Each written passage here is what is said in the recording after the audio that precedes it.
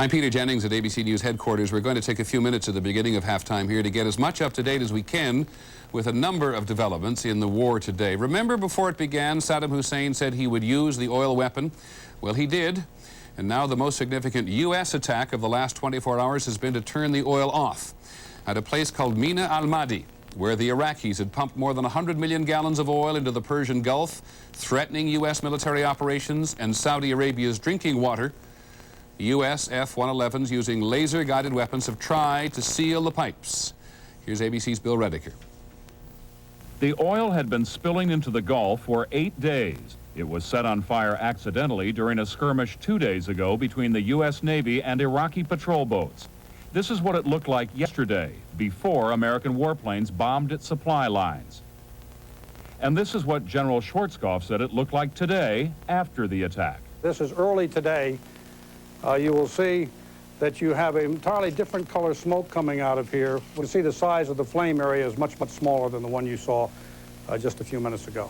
The attack was carried out by F-111s, which fired 2 smart bombs at 2 sets of manifolds or supply pipes. You're looking right through the nose of the guided munition as it's flown straight into the small manifold area to destroy it. The general said it would be at least a day before the military could be sure it had stopped the flow of oil. But some of the oil already in the Gulf has entered culverts in Saudi Arabia that feed desalting plants, the source of most drinking water here. The Saudis say other plants will provide sufficient water until the oil slick is broken up, and General Schwarzkopf says the oily mess will not change Allied war plans. It's not a desirable thing, but it's certainly not something that's going to impede the progress of the operation, and I don't think it's going to bring pressure to bear to do anything different than what we're doing right now. General Schwarzkopf said because Saddam Hussein had threatened to flood the Gulf with oil, the military had expected it. But he warned there are a lot of surprises to come. Bill Rediker, ABC News, Saudi Arabia. That oil, as Bill said, has been gushing out of pipes at a huge loading terminal where tankers come to fill up. The slick is 10 miles wide and 35 miles long, oozing down along the Kuwaiti coastline as far as Khafji, a town right on the Saudi border. And there's another refinery there, which was shelled last week, and oil from Khafji is also in the water. ABC's Ned Potter on the problem of trying to track it. The oil is thick, it is toxic, and it is moving south about 13 miles a day. Forecasters say unless the currents change, it could, in 2 or 3 days, reach the city of Jubail, site of the largest desalting plant in the world. These facilities are either now protected or in the process of being protected. The Saudi government says it has placed 2 long floating barriers around the plant, with specially designed boats on patrol to skim off any oil that gets past the barriers and close to the underwater intakes. So unless the oil actually sinks to the bottom of the sea, it wouldn't affect the desalination plants. Also, they have filter systems. But it's still a big problem to clean up all that oil. Experts learned from past accidents that their methods are crude. Those floating barriers, for instance, are useless if the seas become choppy. So American companies are offering the Saudis newer technology to spread microbes that literally eat oil off the beach.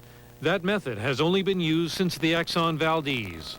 Until we all get down there, you'll never know. We're writing the book as we go here, just as we have in every other oil spill. Most of the cleanup will just happen with time. Some of the oil will evaporate, some will sink, and some will scar the Persian Gulf for years. Ned Potter, ABC News, New York. The military high command says the air war continues to be completely one-sided. There have been no U.S. losses for 2 days now. 4 more Iraqi jets have been shot down. Along the front, the Marines have exchanged artillery fire with the Iraqis again. There's been skirmishing along the Saudi-Kuwaiti frontier in one form or the other for several days. But ABC's Bob Zelnick reports in today that no one is rushing for the land war to start. Pentagon officials say the U.S. is in no hurry to begin a ground campaign and intends to rely on air attacks for an additional period of weeks. Recent Allied bombing sorties have taken out nearly all bridges across the southern Euphrates River, the key supply route for Iraqi infantry forces in Kuwait. According to intelligence sources, these troops now have less than 2 weeks' provisions left. In addition, military sources say new damage assessments show bombing taking an increasingly heavy toll on tanks, ammunition stockpiles, and mobile air defense systems attached to the Republican Guard. Adding to U.S. reluctance not to rush into a ground campaign is the fact that some vital supplies are still en route. For example, a battalion of 58 M1A1 tanks to replace the older M60 tanks in Marine divisions will not reach Saudi Arabia until mid-February. Other units, which are now fully supplied, have yet to move into their final positions. Nearly everyone at the Pentagon agrees that the air campaign will not eliminate the need for a ground operation to retake Kuwait. But continued effective bombing could mean a shorter war with fewer U.S. casualties. Bob Zelnick, ABC News at the Pentagon. Thank you, Bob. Once again today we have not seen very much of the war, but once again we've come upon one of those isolated moments that makes it so clear what it may yet be all about. As tanks and men move closer to the front lines, the men will need to rely on these tanks as minesweepers. Ahead of them are deadly obstacles. The advancing U.S. forces know that Saddam Hussein has the largest collection of mines in military history. Everybody was supplying him. He was our ally till August. We gave him a bunch of stuff. The Kuwaitis gave him money to go buy state-of-the-art. The Saudis gave him money to buy state-of-the-art. He also went out with his own money. There's other problems. When he went into Kuwait, he captured all that stuff. Marine Major George Cutchell, who's a specialist in mine defenses, is determined that troops will know what a threat they have to face. He's got toe poppers, he's got claymores, he's got poppers out there. He's got signal flares. If you get up to some fence, you can guarantee it there's a mine in it. There are large areas in the Falklands still fenced off because of these kind of mines. They're toe poppers. They're very effective. He was buying these in lots of 300,000 for $4.80. He bought up to 7 million of them. He tells them the Iraqis have laid all sorts of mines across a 40-mile front, and some of the mines have American technology. Detonator has a built-in anti-handling device, a mercury switch. You pick this mine up, it goes off. You eat 5 pounds of explosives. Explosives in the human body don't get along. This ain't the war to be out there playing Rambo. The guy knows what he's doing. He likes landmines. Only a tiny fraction of American soldiers have any combat experience. The Major paints it as real as he can. If you find one of these, you're going to win it. You're going to eat about 14 pounds of explosives. They're not going to find your shoes. They're not going to find nothing. See a little red mist there. How many mines? Intelligence reports put their number at 500,000 laid so far. That is one for every member of the Allied forces. And then there are the chemical weapons. The head of the Israeli Air Defense said today he works on the assumption that every missile attack is a chemical one. Joining us briefly, our military analyst, Tony Cordesman. Tony, everybody wants to have a crack at Iraq's chemical weapons, but how do you get at them? It's very difficult, Peter. They have tens of thousands of bombs, hundreds of thousands of artillery rounds. They're probably now scattered in hundreds of small sites throughout the front and the rear areas. It's going to be extremely difficult to get to them. How serious a threat? It's a very serious threat. We may be able to bypass it. It's slow to move, but very serious. Can you be a little more specific as to whether or not you think it'll be a major issue when the ground war begins?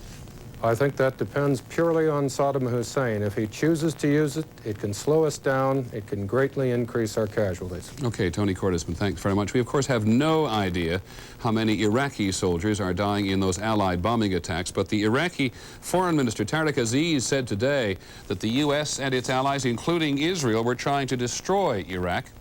Tariq Aziz wrote to the UN Secretary General telling Mr. Perez de Cuellar that he was personally responsible for what the Iraqis call these ugly crimes. As you know, all the news from both sides in this war is heavily censored. ABC's Sheila McVicker has the latest summary of what the Iraqis want the world to see. These are the only images Iraq is permitting the world to see today. Foreign journalists were taken to a suburb of the holy city of An-Najaf. The Iraqis say 27 people died here. This woman says she was at prayer when bombs fell on her house a week ago. She says her son's house was among 5 blocks of homes in a residential neighborhood destroyed by the bombing. But this man says there is a military garrison nearby. I think some military units or something like that. But I saw my family completely, my relatives completely dead. One of the holiest shrines of Islam is less than 2 miles away. Inside this mosque is the tomb of Ali, the founder of the Shia sect. Iraq has accused the Allies of deliberately damaging holy places.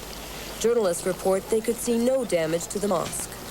The argument is important. Most Iraqis are Shia Muslims, so are Iranians. Diplomats say they believe Iraq's claims of attacks on holy places are intended to draw Iran into the conflict on Iraq's side. Sheila McVicker, ABC News, Amman. While Iran has said it will not take sides, the Speaker of the Iranian Parliament did say today that Iran would fight Israel if the Israelis come into the war. As for now, Iran is a fairly safe place for some Iraqi pilots. The U.S. says that 39 Iraqi planes, fighter planes, have sought refuge there since the war began, and 23 in the last 24 hours alone. Iran says they will stay until the war is over. On Iraqi reports that its civilians are being hit by Allied planes. General Schwarzkopf said today, these things happen in war.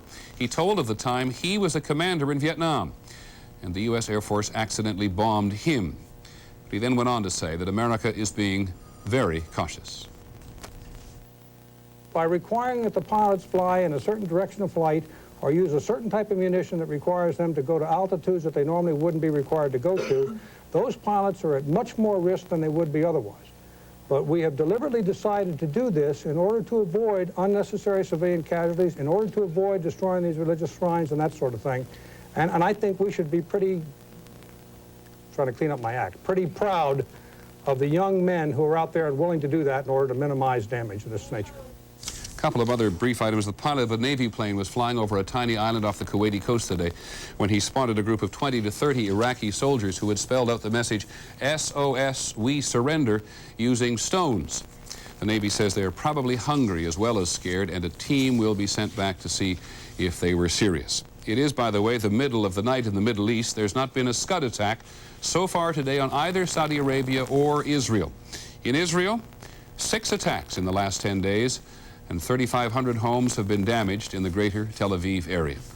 Want to check in with the White House and the State Department. First at the White House, Britt Hume. What's been going on there today, Britt? Well, Peter, a potentially troublesome diplomatic situation has arisen. When the president came back late this afternoon from Camp David, he faced a meeting tomorrow with Soviet Foreign Minister Alexander Beshmertnik, who has been in town over the weekend. The president is probably going to tell Beshmertnik at that meeting that the U.S.-Soviet summit scheduled for next month is off. At the same time, however, he will not be eager to encourage further criticism of the U.S.'s bombing of Iraq in the Gulf operation, which Beshmertnik voiced before leaving Moscow. The U.S. is going to cancel the summit or postpone the summit largely because of the situation in the Baltics, although the president will not say so. But at the same time, the last thing the president needs now is the Soviets turning away from the U.S. at all on the Gulf. The Soviets, as you know, have been a critical diplomatic partner in getting the UN resolutions passed. So the president faces a tricky task in his meeting tomorrow. Okay, Britt, thanks very much. Britt Hume at the White House. Over at the State Department now, ABC's John McCarthy. Yes, John. Peter, the Secretary of State faces also a difficult situation. One of the primary fears the U.S. has faced here is that the coalition will somehow come apart during these critical days of the war. Tomorrow he meets with the foreign minister of Egypt, who is here to talk to him at least partly about finances, but also about a case of nerves which seems to be embracing the Egyptian capital these days. The U.S. is also, of course, very concerned about Israel, arguing with the Israelis that if they enter the war, they will be giving Saddam Hussein exactly what he wants, so that diplomatic effort will continue as well. Try to put it in plain, brief language. Has there been any serious change in the coalition, any serious quake in the coalition since a week ago? The coalition has stayed together extremely well, Peter. Now what the U.S. is trying to do is to work at the margins. When they begin to detect problems, Secretary Baker is going after them. Okay, John McCarthy at the State Department. And just before we go back to the game, an answer to one of the more obvious questions of the day. Yes, men and women in the war zone have been able to see the first half. ABC's Judd Rose is in Saudi Arabia, and he explains how.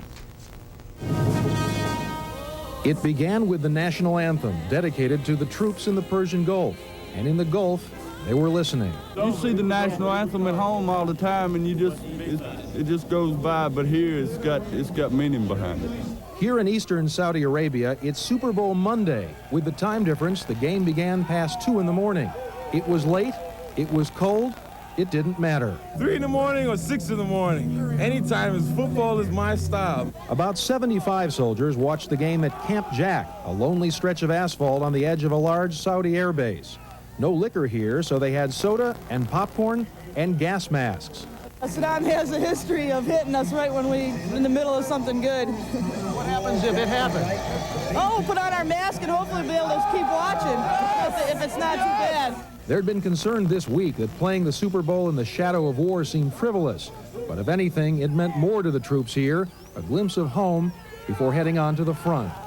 Judd Rose, ABC News, Eastern Saudi Arabia. Small reason to smile today. It's a little after 4 o'clock in the morning in Saudi Arabia. That's our brief news report. We'll go back to the game in Tampa just after this. I'm Peter Jennings. Have a good evening.